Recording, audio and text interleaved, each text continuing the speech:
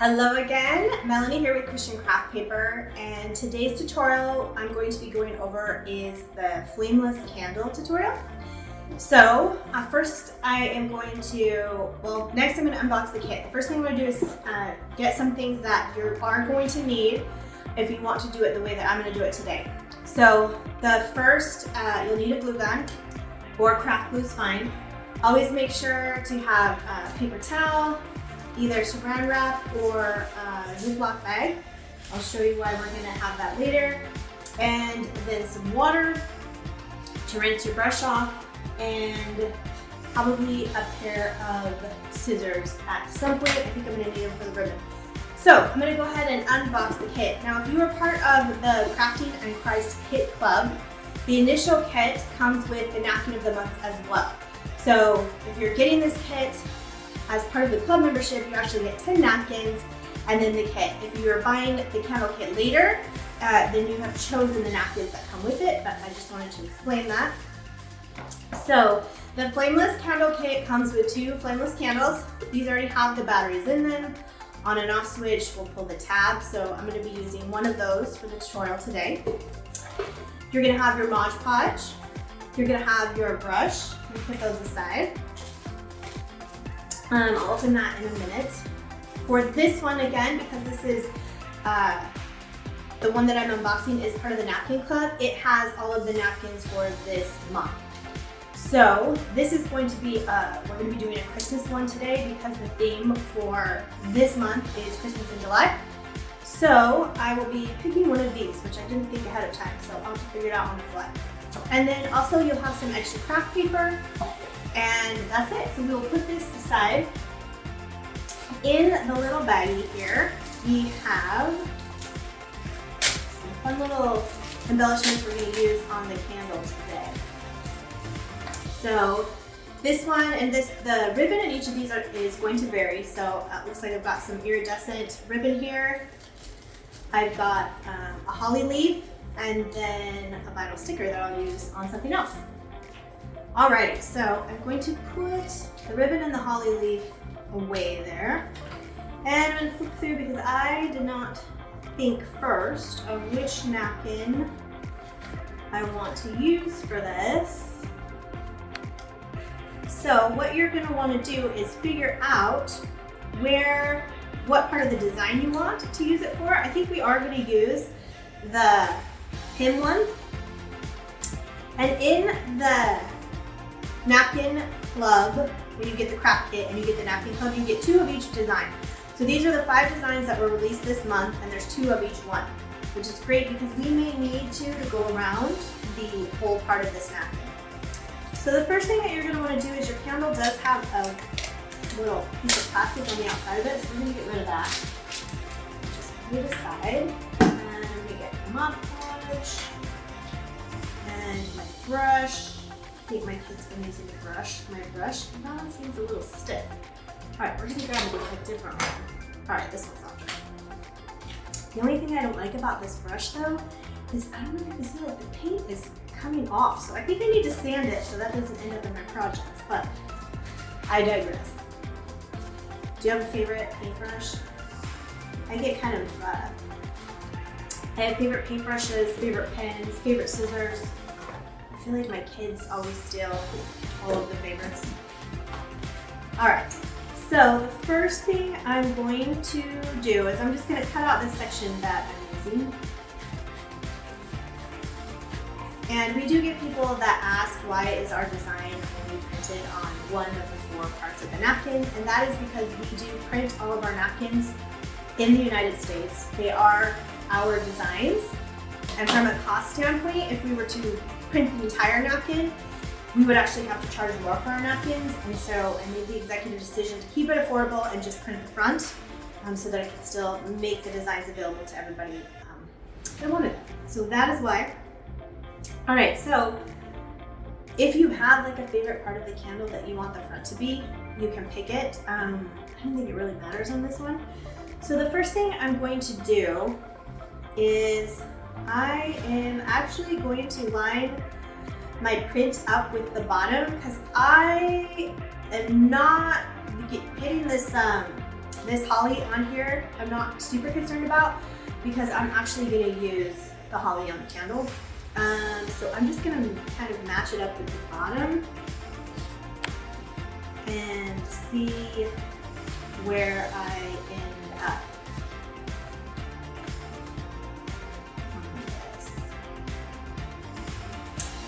So I am gonna cut, and these are not the best scissors for this. I'm actually gonna cut this design straight across the bottom because I am gonna line the bottom up with the bottom of the candle. And then like I mentioned, I can tell that it's not gonna go all the way around the candle like I need it to. And so I'm actually gonna need to cut the other one the same so I can fill in this other spot. So I will do that next. It's kind of a weird day in Arizona here right now. It's the middle of June when I'm filming this. And usually it's really quite hot here, but there is this time of year. There's this weird storm rolling in. I don't even know if you can see it. If you can see the wind on the camera, but anyway, it cooled it off. And so everybody ran outside to go enjoy the nice cool weather, and I thought, I'm gonna film that tutorial I need to film. So, that would be why it's actually so quiet in here. And usually we've got a little bit of background noise. But you probably can still hear my air conditioner still turning on. So, there's that. All right, so we've got our two designs cut out here. And we only need the very top layer. So I am going to try, and typically this is easier on when you tear it and don't cut it. So I'm actually just gonna tear like a little piece I know I'm not gonna use just so I can try and get that layer off, the top layer off. See if I can get it. I see a layer coming off, but I think it's the back layer. Oh, no, I got the front. We got it. So we just want the very top layer, and then that will leave you 2 layers in the back. We're not going to be using those. So these are, we always print on 3-ply napkins. And these are really good quality napkins, so you should be able to separate them pretty easily without the design tearing on you, which was important when we were looking for napkin printers. All right, so we're just going to put that aside in the little trash pile here. And all right, so now because I'm using this design, the candle is going to come through a little bit, but because this is a cream and this is kind of a brown, like vintage brown type, I'm not too worried about it. So I am just going to let it be. However, I did just realize I don't really want this white either. So I'm going to cut the one side of it. Now you could also tear it. Maybe I'll tear the other side so that I don't get such a seam. Another thing that you can do instead of tearing, I'll have a tiny paintbrush in here. All right, this is the smallest one now. You can just put water on it, and then you can tear where the water is, and you'll get a softer edge, which probably should be done on the other one, but you know, that's the thing about crafting is you'll get going and then you'll change your mind and change directions, and everything just kind of works out in the end. So that being said, I am gonna go do the other side because I do like the way it looked better. So I'm just coming down here and just getting it wet, and then I'm just tearing off the little pieces. So you can see, even though I had already cut it, it doesn't matter. Just getting that edge wet, and then I'm just ripping off. And then that'll give me a softer edge because I'm gonna have to deal with the 2 layers. All right, so we're ready for Mod Podge. All right, so I have a mat. Oh no, this is gloss. I have gloss. I'm gonna buy the mat next time. So yeah, we're just gonna put a thin layer here. And I do usually try to start where it goes up, like the highest point. See, this is one thing with this paintbrush. It likes to leave friends while I'm painting. Not fun. Okay. Got that down there, and then, like I had mentioned, I'm gonna line my pattern up with the bottom of the napkin, the best that I can. This is always tricky, so if you get it going and it pulls up, if you want to have like a little edge, give yourself a little room, because sometimes it doesn't wrap all the way around as nicely as you want it to, and so you can give yourself a little extra room. A lot of my projects that I have done are actually this cylindrical shape, and so I've worked with it quite a bit. So I think I get a little bit more daring. Okay, and I'm just gently tacking it on there for right now. And I'm gonna keep working around till this one side is completely attached for the most part. Oh, this poor paintbrush is leaving a little bit. I'm gonna have to sand that sucker. Okay, so again, I'm just gently working this around. And so now that I've got it tacked on at least that one side, I'm going to get out my Ziploc bag. And then this is what we use to press out the wording, so you don't have a bubbly design, and you can still read the words of the song on here. And so you can kind of see, like when I started it was more like that, and then by pressing it we've got a nice flat design. So I'm going to keep working this side. Do the same thing that I did before.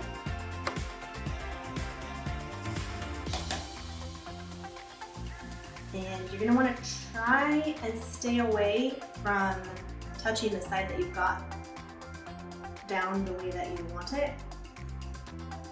And I always try and do the bottom first because I have all the extra at the top.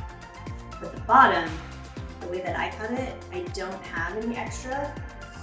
So I want to make sure that it gets as close to the bottom as I can, so I don't have like a lift up there. Okay, so we've got that down. And I'm going to put my plastic wrap over it, and then I'm going to work the other direction. And the reason we use the plastic wrap is because it keeps it from sticking. If you try to do this with your hands, a couple of things can happen. One, it can stick to you and you tear the design, which I have done before, so if that happens to you, do not feel bad. The other thing is it gives you the two layers so you can really move it and press it down. And it just makes it super easy to work with. The third thing that I've noticed is it doesn't smear. I've had on some of these when I was working with my fingers before I was using the saran wrap, I've had the design ink actually smear because I overwork it. So you want to make sure don't overwork it. Okie dokie, so we're gonna move on to my next piece here. I've got to separate that top layer. I think I got lucky and it was just hanging out up there. So I'm going to do that first.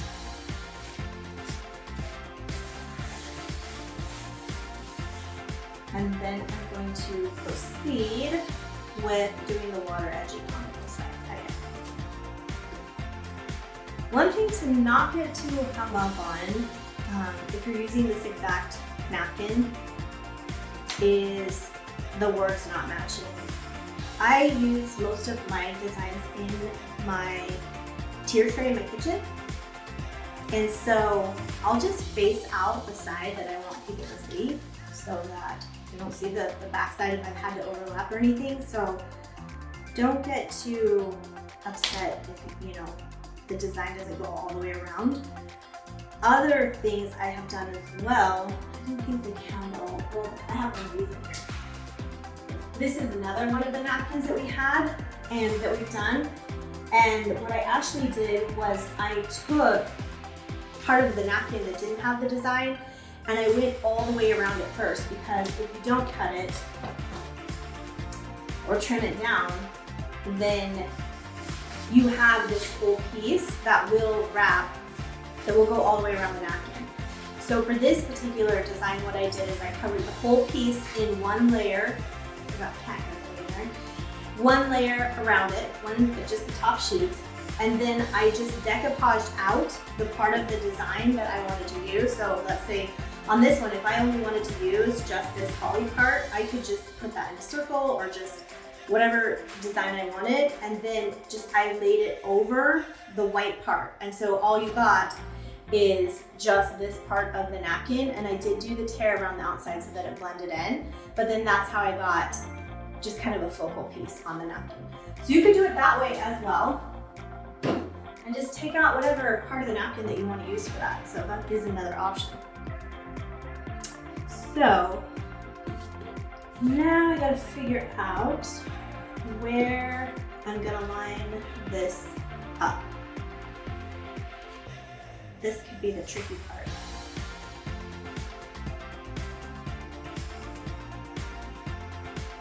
Because, again, I'm not really wanting that piece to show up.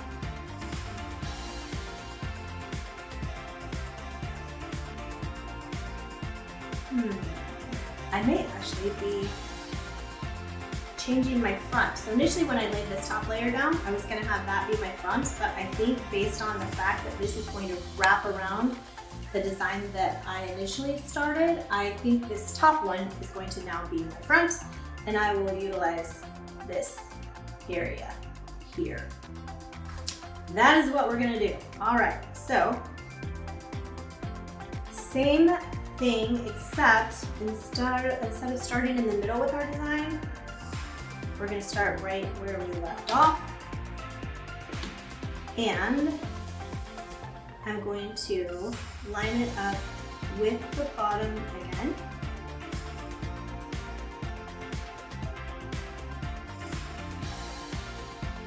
And hopefully close enough. I have to adjust it a little bit. This is the tricky part. Sometimes I will kind of have the bottom where I would want it, and then I will adjust the top so that it's going to lay where I need it to lay.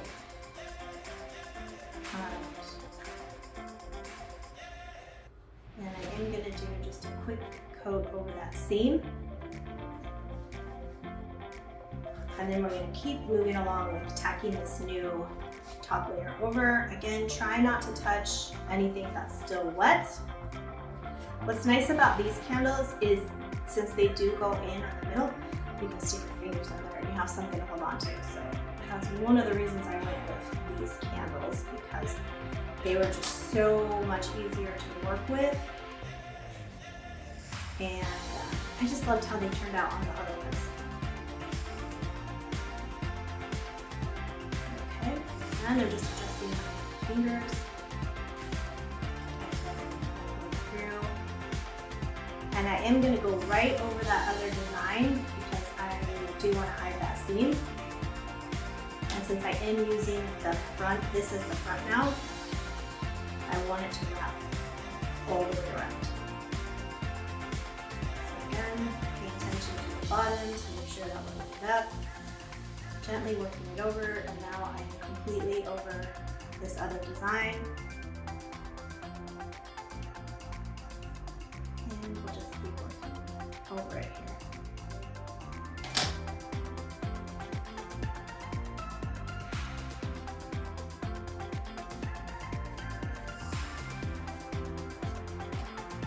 Okay. There she is. I'm doubling up my seam, and then I did another seam a little bit on the bottom. I will rework that in a minute, but what I want to do while this is still wet is go over it with my Ziploc baggie so that I can press this forward out. So we're gonna get a nice flat. I'm not trying to get it completely flat. You know, I do like the texture of having some of the wrinkles in it. It does look like this paper being pressed on there.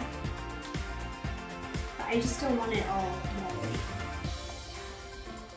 So work it out how you want it. And then carefully peel that paper off. Okay. So my bottom looks pretty good. My top, I'm gonna have to trim up a little bit here. So I'm gonna do that before I cover the outside. So I'm actually gonna work the water from the inside and follow the candle around. You don't wanna get too much water on it.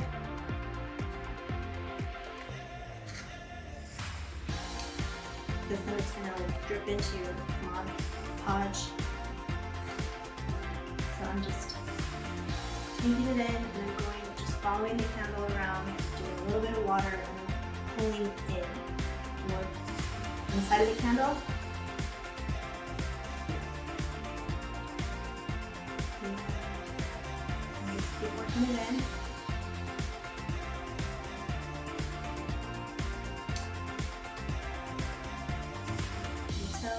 All the way around. All right, so we've got that off of it. Now from here, I can just kind of pinch off anything, if there's anything that I don't want, or I can bend it down. There's no wrong way to do this part. It's however you want to do it. If you wanted a much cleaner edge too, you could cut this. Around it, however you want. I want it kind of rough. I like how it's looking now, so I am going to leave it. The next thing that I'm going to do is I'm going to seal the outside. I'm going to do the outside first. Again, we're just taking a light coat of the Mod Podge and going all the way around the outside of the design. This is going to seal it, protect it, help it last a little bit longer, make sure it doesn't peel off, all that fun stuff. Again, you don't want to work this too much because we don't want to take the ink off of the print, so don't overwork it.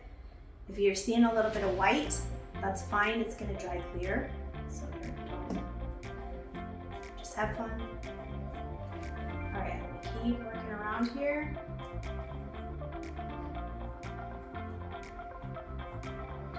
Just a nice thin coat all the way around, and then I'll go back and fix the top where my fingers were, because I'm pulling the top a little bit. I do like to just do strokes like this to follow the design around. Sometimes I find if you start doing it this way or that way, it's going to move your words around and then they might not be straight again. So just know that. And then again, I'm just going with a piece of paper there. Going around to just make sure my top is pushed down there. Okay, I'm going to tap that with my brush and move it over there. And the next thing I'm going to do is work with my ribbon. I'm going to put my brush in the Mod Podge because I think for right now we're done with that. Okay, so I'm going to grab my scissors, and I just want to kind of take, these are not the best scissors either. I'm just going to have some, make sure I have some, my ends of the ribbon are cut at an angle so I don't have any unplane. And I'm just going to do, I'm going to cut this whole thing into just different holes.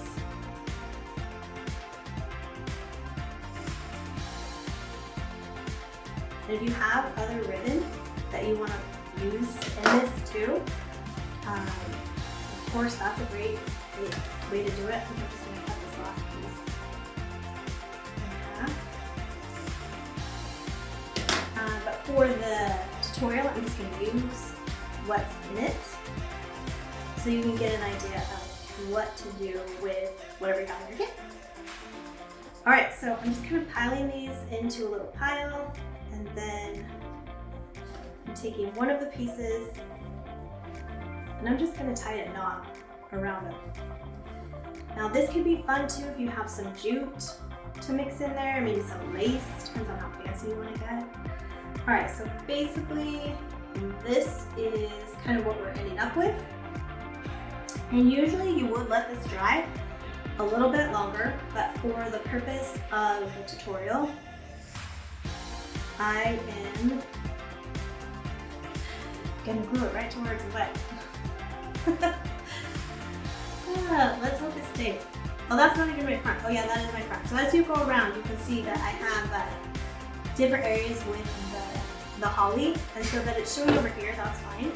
But what I'm going to do is I'm using this part right here as like my focal piece.